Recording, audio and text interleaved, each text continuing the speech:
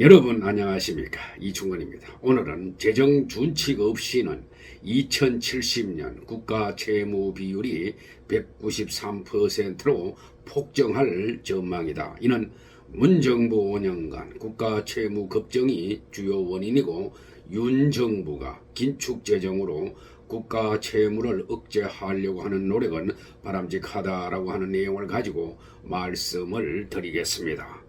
우리나라 국가 채무 디완이 재정 준칙을 도입하지 않으면 2070년에는 최대 7,137조 원이 넘고, 국내 총생산 즉 GDP 대비 국가 채무 비율은 193%에 육박할 것이라는 전망이 나왔습니다.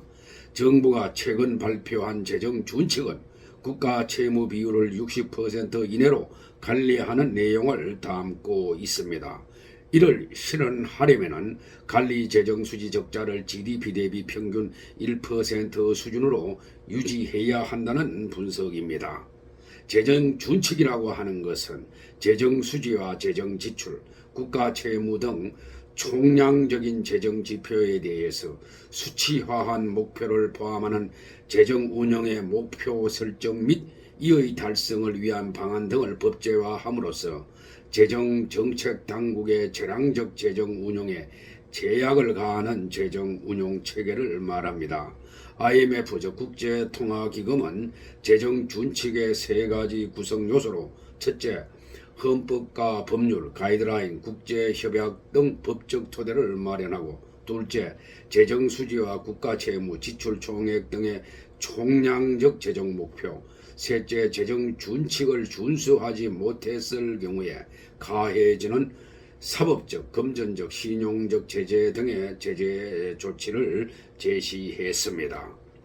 9월 6일 국회 예산정책처의 2022년에서 2070년 나보 장기 재정 전망에 근거한 재정 준칙 도입의 영향 분석에 따른다면 재정 지출 수준을 조정 통제할 수 있다는 가정하에서 2070년 국가 채무의 GDP 대비 비율은 4가지 시나리오별로 77.3%에서 192.6% 범위로 전망되었습니다. GDP 대비 재정 지출 비율이 장기 수렴 수준인 12.8%를 유지한다고 가정하면 우리나라 국가 채무는 올해 1068조 8천억 원에서 2070년 7137조 6천억 원으로 연평균 4% 증가할 것으로 예측이 되었습니다. 아울러 우리나라 국가 채무가 GDP에서 차지하는 비율이 올해 49.2%에서 2030년 72.1%로 상승하며 2040년에는 100.7%로 100%를 넘어선 뒤 2070년에는 192.6%로 급증할 것으로 예상되었습니다.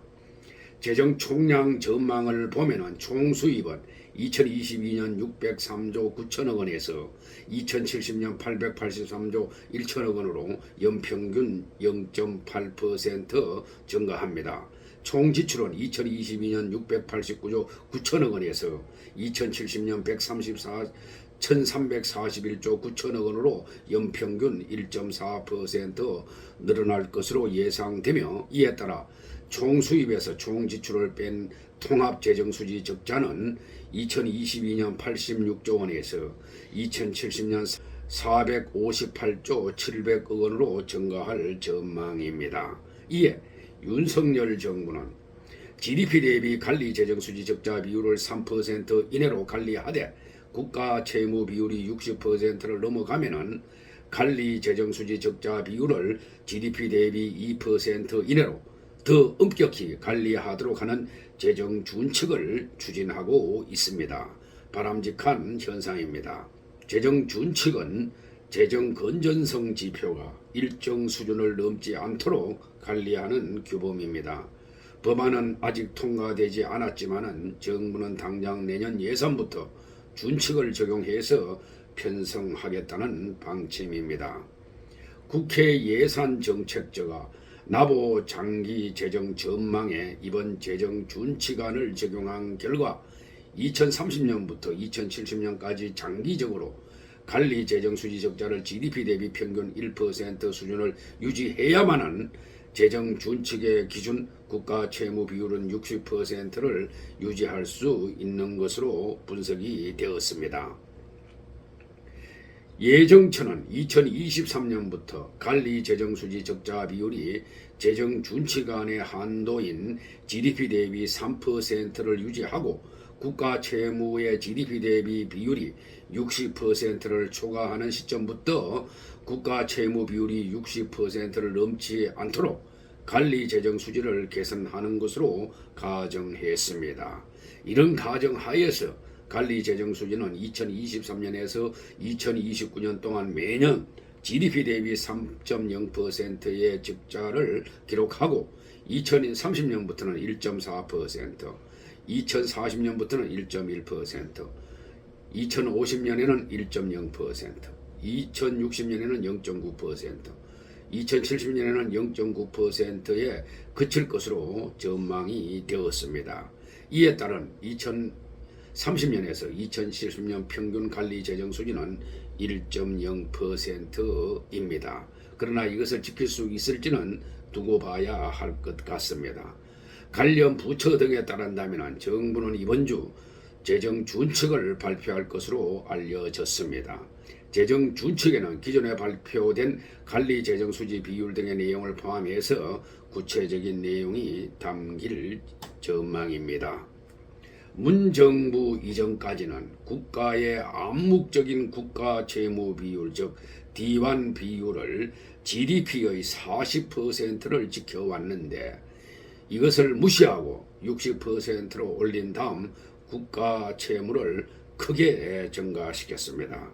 이는 아주 잘못된 행태였습니다. 우리나라 국가 채무가 급증한 것은 문재인 정부가 임기 5년 동안 평균 8%가 넘는 확장 재정 정책을 추진했기 때문입니다.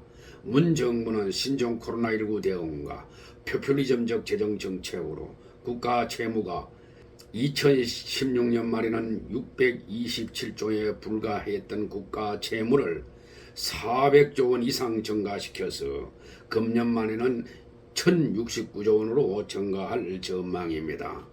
역대 정부 중에서 국가 채무 디완을 이렇게 많이 증가시킨 정부는 없었습니다.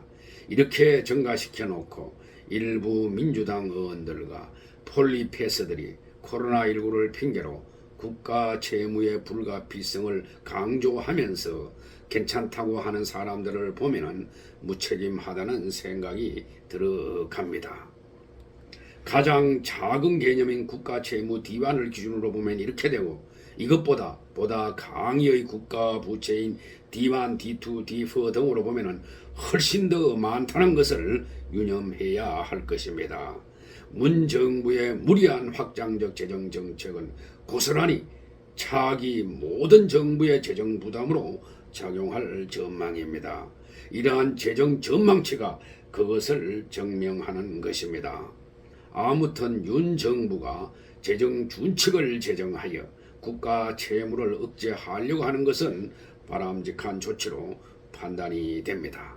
오늘 방송은 여기서 마치겠습니다. 제 영상을 끝까지 시청하신 모든 분들께 감사의 말씀을 드립니다.